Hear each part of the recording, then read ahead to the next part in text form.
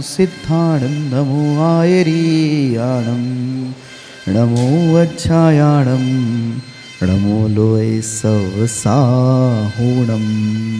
अनंतानंत परम सिद्ध भगवान की जय। 1008 श्री आदिनाथ भगवान की जय। अंतिम तीर्थेश भगवान महावीर स्वामी की जय। आचार्य भगवान गुरुवर श्री विशुद्ध सागर जी महाराज की जय। मुनि श्री सुप्रभ सागर जी महाराज की जय। मुनि श्री प्रणत सागर जी महाराज की जय। मुनि श्री सौम्य सागर जी महाराज की जय। जय जन बंधुओं, आप हम सब यहाँ उपस्थित हुए हैं लोकप्रिय कार्यक्रम सम्यक समाधान के माध्यम के लिए। सम्यक समाधान एक ऐसा कार्यक्रम, एक ऐसा प्लेटफॉर्म, एक ऐसी सुविधा जिसके माध्यम से हम सभी लोग अपने मन में उठने वाले जो विकल्प है उन विकल्पों का सम्यक समाधान प्राप्त कर रहे हैं। और यह हमारा सभी का सौभाग्य है, परम सौभाग्य है कि साक्षात पंचम परमेष्ठी साधु परमेष्ठी के मुखारविंद से हम सभी लोग इस सम्यक समाधान कार्यक्रम का एवं अपने विकल्पों का सम्यक समाधान पान कर रहे हैं। कितने महान पल होते हैं जिस पल में अपने मन में उठने वाली जो अज्ञानता है, जो विकल्प है, उस विकल्पों का समाधान हमें प्राप्त होता है। और इस समाधान को देने वाले कोई नहीं, श्रवण मुनि सुप्रभ सागर जी है। मुनिषि के मुखारविंद से हम सभी लोग प्रतिदिन ये कार्यक्रम एवं सम्यक समाधान का पान करते हैं और अपने मन में उठने वाले विकल्पों का समाधान प्राप्त करते हैं। प्रतिदिन यह कार्यक्रम टीवी के माध्यम से, यूट्यूब के माध्यम से, फेसबुक के माध्यम से आप सभी तक पहुंचाया जाता है एवं उसके माध्यम से आप सभी लोग लाभान्वित भी हो रहे हैं और उनके माध्यम से आपके विकल्प भी हम तक पहुंच रहे हैं।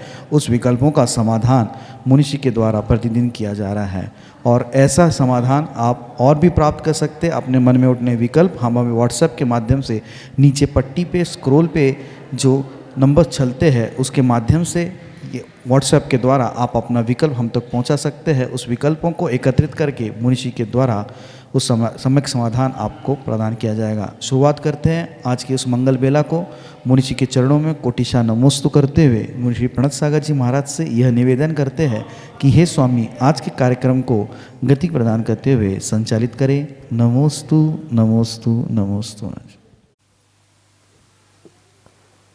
ओम नमः सिद्धेभ्यः। कीर्त्या महत्या भुवि वर्धमानं तं वर्धमानं स्तुतिगोचरत्वं निनीसमास्मो वैमद्वीरम् विशीर्णदोषाशयपाशवन्द्रम् विशीर्णदोषाशयपाशवन्द्रम्। वंश परमेष्ठी भगवान की परम पूज्य आचार्य भगवंत गुरुवर विशुद्ध सागर जी मुनि महाराज जी की, परम पूज्य मुनि श्री सुप्रभ सागर जी महाराज जी की,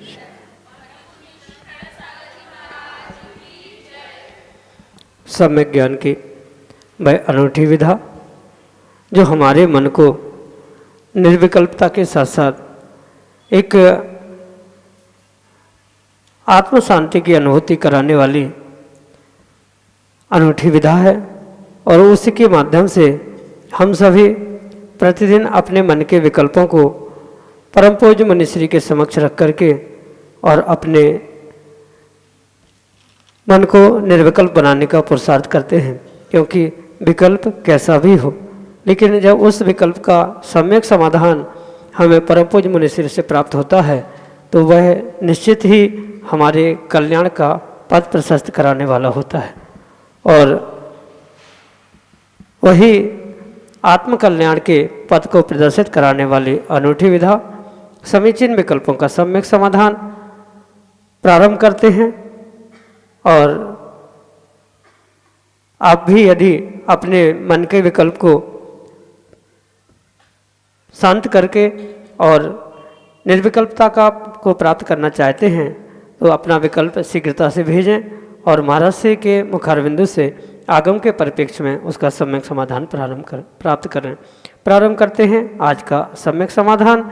और आज के पहले विकल्प के लिए आनंद कुमार जैन भोपाल मध्य प्रदेश से महाराज श्री के चरणों में कोटि कोटि नमोस्तु निवेदित करते हुए अपना समीचीन विकल्प रख रहे हैं कि महाराज जी कर्म और समय में सबसे बलवान कौन है। हमारे समीचीन विकल्प का सम्यक समाधान करने की अनुकंपा करें। नमोस्तु महाराज जी, नमोस्तु। ओम नमः सिद्धम। परम पूज्य आचार्य भगवान गुरुवर विशुद्ध सागर जी महाराज के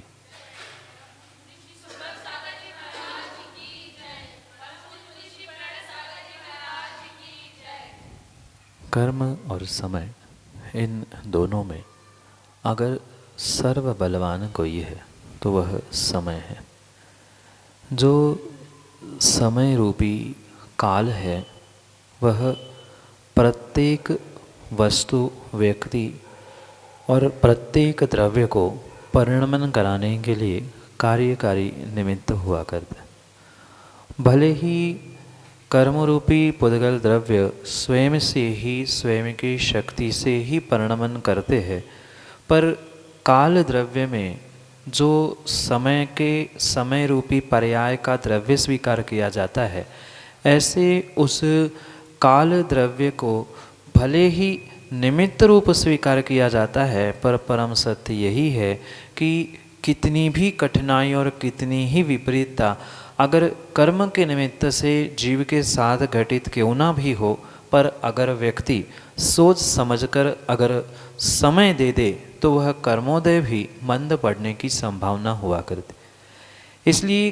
कर्मोदय और समय में मात्र और मात्र समय ही ऐसा बलवान है जिस समय ने बहुत सारे विशेष विशेष पुण्यात्माओं को भी बहुत सारी अच्छी बुरी बातों को समझाने के लिए, सिखाने के लिए निमित्त या बहुत सारे कार्य उपस्थित किए। जैसे तीर्थंकर भगवान आदिनाथ स्वामी जो इस युग के प्रथम तीर्थंकर थे, उनके भी निमित्त से अगर हम समझे तो जिनको कर्मों ने प्रेरित करते हुए 6 महीने तक विधि नहीं मिली थी, 6 महीने का उपवास आदि के निमित्त से कितने ही तीव्र कर्म उदय में क्यों ना आए हो, पर जैसे ही समय बदलता है वह कर्मोदय भी बदलते हुए पुण्य पाप रूप घटित होता रहता है। इसलिए जीव को कभी भी कर्मों के अधीन होकर ये निर्णय करके हुए हताश उदास नहीं होना चाहिए कि क्या करें, कर्मोदय ही ऐसा है, कर्म ने हमारे साथ ऐसा किया। कर्म ने किसी के साथ कोई भी धोखा नहीं किया है। जैसा पुरुषार्थ, जैसे परिणति जीव ने पिछली पर्याय पिछले दिनों में की है, वैसा ही कर्म वर्तमान में उदय में आया है और वैसा ही वह तुम्हारे लिए अच्छा बुरा फल दे रहा है। इसलिए धैर्य के साथ पुरुषार्थ करते हुए अगर जीव अपने जीवन को इस तीव्र पुण्य पाप कर्मोदय में भी अगर धैर्य बना के रखता है तो नियम से समय उसके लिए बहुत अच्छी सबक और बहुत अच्छा एक शिक्षा देने का निमित्त बन सकता है। जैसे अनेकानेक महापुरुषों ने धैर्य के साथ समय को समय पे समझा तो उनको भी समय का बोध हो गया। इसलिए ये निर्णय करे कि समय पे किया गया काम समय को दिलाता है। इसी कारण से सर्वश्रेष्ठ इस संसार में अगर कोई है जो सब पे भारी है वह समय है, काल है।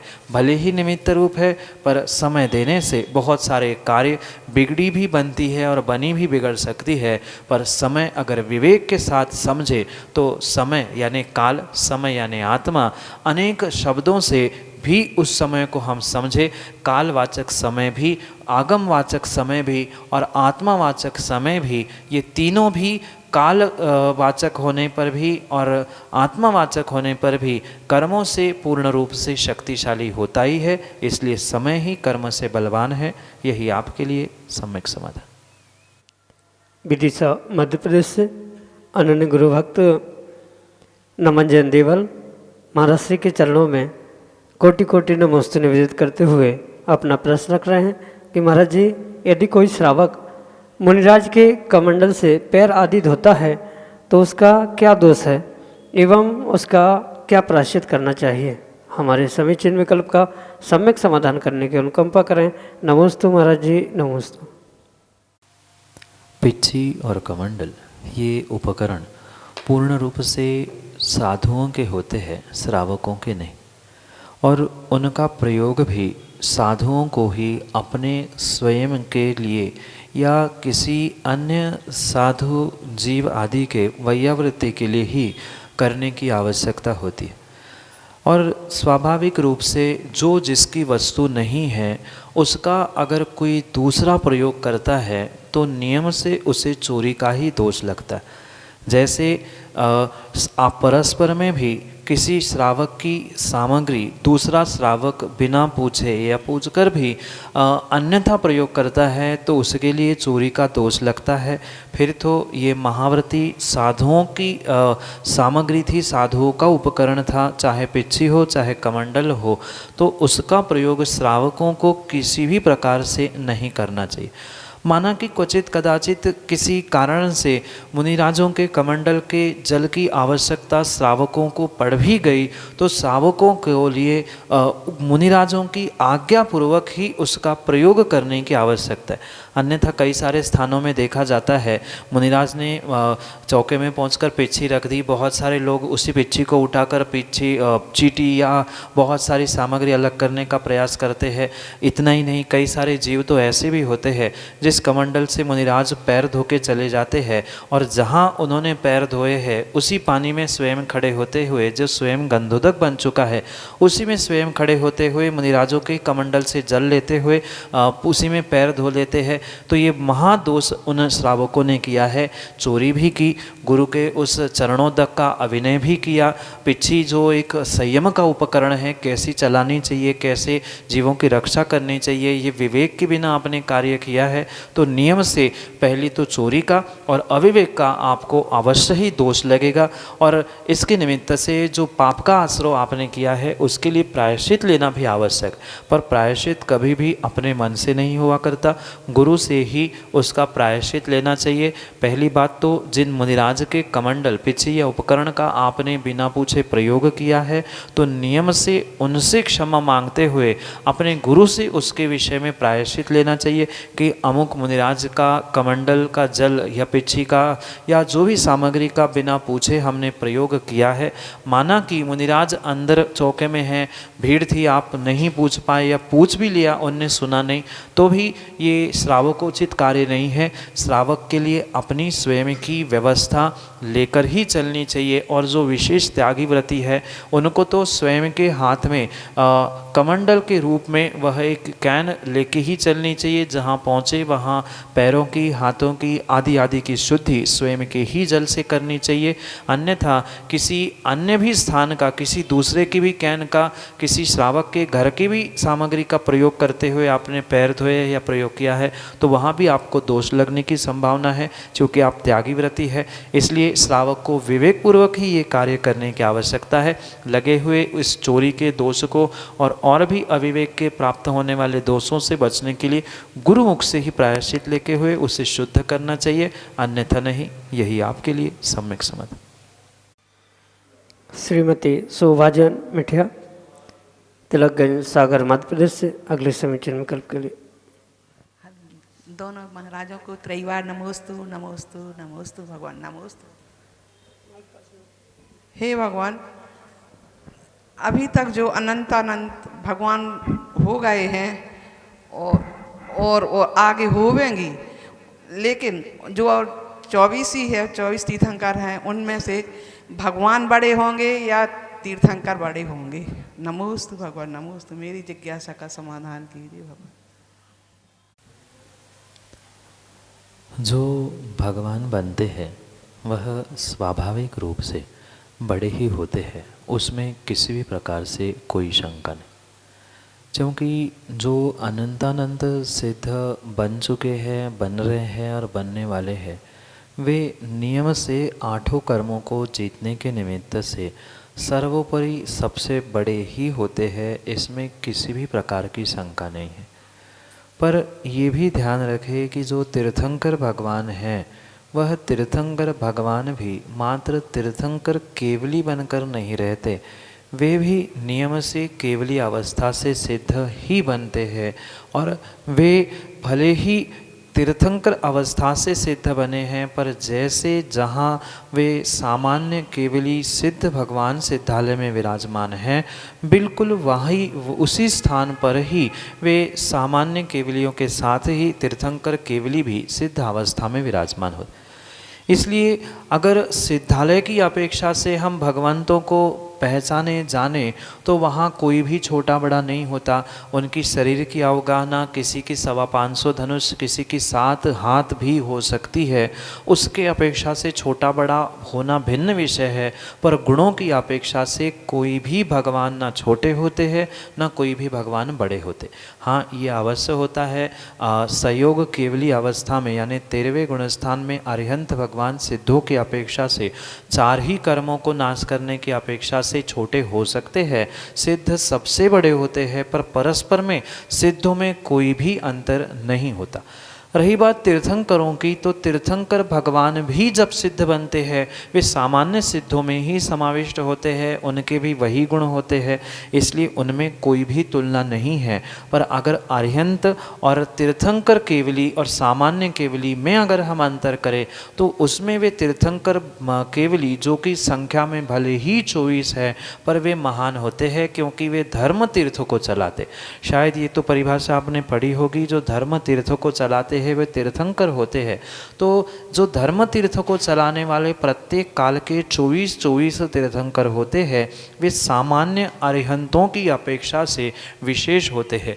जो 7 प्रकार के केवली की संज्ञा या 7 प्रकार की केवली की व्यवस्था हमारे आचार्य भगवंतों ने बताई है, उन 7 प्रकार के केवलियों में सर्वश्रेष्ठ केवली उन तीर्थंकर केवली भगवंतों को ही कहा जाता है, क्योंकि जिनके तीर्थंकर प्रकृति का उदय होने से जो धर्म तीर्थ को चलाने का निमित्त बनते हैं, यानी धर्म क्या है, धर्म तीर्थ कैसे चलाना है, इसका मार्गदर्शन करने वाले वे उपकारी होने के निमित्त से तीर्थंकर भगवान नियम से बड़े महान ही होते हैं। पर वे ही सिद्ध बनने पर सभी सिद्धों के समान ही उनके गुण होते हैं, इसलिए वे सिद्धों से तो बड़े नहीं होते, पर अरिहंतों से, सामान्य केवलियों से वे तीर्थंकर भगवान तीर्थंकर केवली विशेष कहलाए जाते हैं। सिद्ध बनने पर समान होने से वे सिद्धों के समान ही होते हैं, उसमें तारतम्यता नहीं है। पर वही अगर पुनः भूत प्रज्ञापन ने हम लगाएंगे, यानी भूत के पुण्यात्मा की अपेक्षा से चर्चा करेंगे, तो सामान्य सिद्धों की अपेक्षा से कथनचित उन तीर्थंकर बन के जो सिद्ध बने हैं वे भी विशेष पुण्यात्मा स्वीकार किए जा सकते हैं, और पिछले पुण्य के उदय से उन्हें बड़ा कहा जा सकता है। वर्तमान में उनके पास पुण्य पाप कर्म कुछ नहीं बचा, पर पिछले पुण्य के उदय से उन्हें विशेष बड़ा कहा जा सकता है। यही आपके लिए सम्यक समाधान। अमिष्ता जैन, कटरा बाजार, सागर, मध्य प्रदेश से अगले समय चिन्ह विकल्प के लिए। नमोस्तु महाराज, नमोस्तु। मेरे इस प्रश्न का आप उत्तर दीजिए। सिद्ध शिला पर इतने सारे सिद्ध भगवान कहाँ से आ जाते हैं? सिद्ध शिला पर अनंतानंत सिद्ध भगवान विराजमान होते। अनंत का अर्थ होता है जिसका कभी भी अंत नहीं होता। ऐसे बहुत सारे सिद्ध भगवान एक साथ वहाँ पर होते, क्योंकि वह भगवान कोई पुद्गल से यानी दृश्य वस्तु से बने हुए नहीं है, वो तो एक शुद्ध आत्मा है, और शुद्ध आत्मा एक में अनेक मिलकर रहती है, और इसी कारण से एक में अनेक मिलकर रहते हुए अनंत सिद्ध भगवान वहाँ पर विराजमान होते। जैसे सामान्य रूप से आपने गुड़िया कभी देखा होगा, किसी कमरे में एक छोटा सा बल्ब लगा है तो कमरे में उजाला होता है, वही 4 बल्ब लगा लो तो भी उजाला होता है, 200 बल्ब लगा लो तो भी उसी में उजाला होता है, बहुत बड़ी लाइट भी उसी कमरे में लगा लो तो प्रकाश क्या कमरे से बाहर उड़ के जाएगा? नहीं जाता। वे अनेकानेक बल्ब लाइट लगने पर भी जैसे वे प्रकाश वही पुनः पुनः एकत्रित होते हुए प्रकाश बहुत गहरा तो हो सकता है या प्रकाश बहुत हो सकता है, पर कभी दीवालों को तोड़कर बाहर नहीं जाता। ऐसे ही वह जो सिद्ध भगवान होते हैं वे एक माही अनंत यानी एक में और एक में एक में एक ऐसे मिलते हुए वे उसी में ही विराजमान रहते हैं, सिद्ध शिला से बाहर नहीं होते हैं। मात्र लाइट के ही नहीं, ऐसे बहुत सारे दृष्टांत और उदाहरणों से हम समझ सकते हैं कि एक में अनेक कैसे हो सकते। जैसे जहाँ आप बैठे हैं यहाँ मात्र एक ही प्रकार की गैस नहीं है। अगर आपने सुना होगा तो अनेक प्रकार की गैस होती है, कभी ऑक्सीजन, कभी नाइट्रोजन, अनेक अनेक प्रकार की जो हवा में घटक होते हैं, वे जैसे एक साथ होने पर भी कभी छोड़कर बाहर नहीं फैलते ना, बिल्कुल ऐसे ही वे सिद्ध भगवान अनंत होने पर भी आने वाले समय में और अनंत उसमें मिल भी जाएंगे तो भी वे एक दूसरे को टकराकर बाहर नहीं होते हैं। जो सामान्य पुद्गल से बनी हुई वस्तु होती है उसको तो स्थूल रूप से परस्पर में लगने के लिए कुछ स्थान चाहिए पड़ता है, पर जो आत्मा होती है वह अरस अरूप अगंध होने से वे एक दूसरे में मिश्र होकर रहती है। बिल्कुल जैसे वह हवा और प्रकाश एक कमरे में कितना ही गहरा क्यों ना हो पर दीवार तोड़ के नहीं जाता, ऐसे ही सिद्ध भगवान कितने ही बनते जाए पर वे एक में अनेक ऐसे विराजमान होते हुए बहुत बहुत अनंतता को प्राप्त होते हैं। यही आपके लिए सम्यक समाधि। सुधांशु जैन, गुरसराय, उत्तर प्रदेश से अगले समीचीन विकल्प के लिए। महाराज जी के चरणों में बारंबार नमोस्तु नमोस्तु नमोस्तु। मेरा प्रश्न यह है कि जैन धर्म में जो मुनि होता है उसके लिए सर्वोच्चतम तप क्या है? नमोस्तु। मुनिराजों के लिए, साधुओं के लिए आचार्य भगवंतों ने 12 तप कहे हैं। 6 अंतरंग तप और 6 बहिरंग तप कहे। उन सभी तपों में सर्वश्रेष्ठ तप अगर कोई है तो उसका नाम है ध्यान। बहिरंग उपवास, एकासन, रस त्याग आदि कितने भी तप मुनिराज क्यों ना करें, पर सर्वश्रेष्ठ कर्मों की निर्जरा करने के लिए अगर सर्वश्रेष्ठ तप निर्जरा की अपेक्षा से कोई होता है तो उसको ध्यान के रूप में ही स्वीकार किया जाता है। भले ही भिन्न भिन्न अपेक्षा से उन अंतरंग तपों को भिन्न भिन्न प्रकार से कहा जाता है। जैसे स्वाध्याय करना भी पंचम काल में उत्कृष्ट तप कहा गया है। मुनियों की परस्पर में वैयावृत्ति करना ये भी एक बहुत सर्वश्रेष्ठ तप कहा है। पर अंतिम जब भगवत्ता प्रदान करने वाला या पूर्ण रूप से कर्मों की निर्जरा करने वाला अगर कोई निमित्त बनने वाला सर्वश्रेष्ठ तप है तो वह ध्यान है। पर वर्तमान के परिप्रेक्ष्य में वह उत्कृष्ट ध्यान होना संभव नहीं है। कर्मों की निर्जरा होते हुए भगवान बनना भी संभव वर्तमान में नहीं है। इसलिए वर्तमान में वैयावृत्ति और स्वाध्याय ये सर्वश्रेष्ठ तप हो सकते हैं। वह अंतरंग तप में विनय को भी तप स्वीकार करते हुए विनय के बिना वैयावृत्ति स्वाध्याय संभव नहीं है, इसलिए उसे भी सर्वश्रेष्ठ कहा जाता है। पर त्रैकालिक रूप से ध्यान सर्वश्रेष्ठ ही है। अन्य अपेक्षा समय समय के अपेक्षा से भिन्न भिन्न प्रकार के तपों के स्वरूप को समझते हुए उनकी मुख्यता से उन्हें सर्वश्रेष्ठ कहा जा सकता है। यही आपके लिए सम्यक समाधान।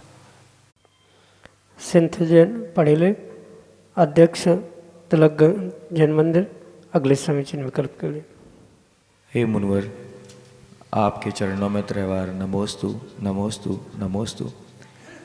हे भगवान, पूजा विधान और पंचकल्याणक इत्यादि में जो कार्यकर्ता व्यवस्था में लगे रहते हैं और पूजा इत्यादि या विधान में शामिल नहीं हो पाते तो उनको क्या पुण्य का अर्जन होता है? मैं आपके मुखारविंद से इसका समाधान चाहता हूँ भगवान। नमोस्तु नमोस्तु नमोस्तु। मात्र पूजा पाठ विधान आदि करना ही पुण्य का कार्य नहीं होता, अपितु ऐसा कार्य करने वाले प्रत्येक जीवों के लिए व्यवस्था बनाना ये भी नियम से कृत कारित अनुमोदना से पुण्य का ही साधन हुआ करता है।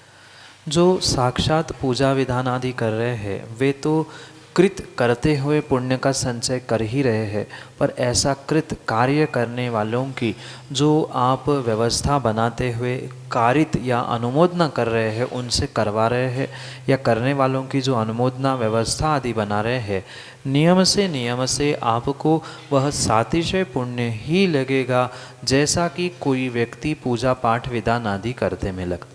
जबकि साक्षात स्वयं दान पूजा करने का फल भले ही आपको उत्कृष्टता से प्राप्त नहीं होगा, पर यह भी परम सत्य है कि ऐसा कार्य करने से कभी भी आपको पाप भी नहीं लगेगा, क्योंकि पुण्यात्मा जीव उस पुण्य कार्य को कर रहा है और उनके उस पुण्य कार्य की आप किसी भी प्रकार से अनुमोदना कर रहे हो, चाहे ऐसा व्यवस्था बना के कर रहे हो। माना कि कोई व्यक्ति व्यवस्था भी नहीं बना पा रहा है, पर घर में रहते हुए ये अनुमोदना कर रहा है कि चलो मैं नहीं कर पा रहा हूँ तो यही कर ले, कोई बुरी बात नहीं है आदि इतना भी सोच रहा है, तो भी वह नियम से पुण्य का ही अर्जन कर रहा है।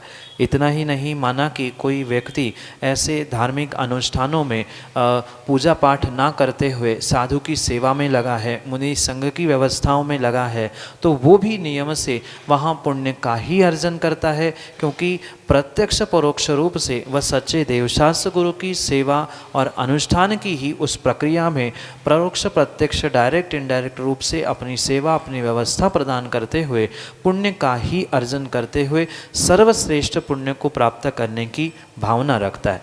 ये ज़रूरी नहीं है कि मात्र स्वयं के ही हाथों से करने से कार्य हो, अनुमोदना से भी उनकी व्यवस्था बनाने से भी कार्य करना ये पुण्य का कार्य हो सकता है। पर ये भी ध्यान रखें कि मात्र सामने वाले की पुण्य की अनुमोदना उनकी व्यवस्था ही बनाकर आप पुण्य इकट्ठा करना चाहते हो तो वो भी कार्यकारी नहीं हो सकता। सर्वोत्कृष्ट पुण्य अगर आप स्वयं कमाना चाहते हो तो स्वयं के ही हाथों से दान, स्वयं के ही हाथों से पूजा करनी होगी।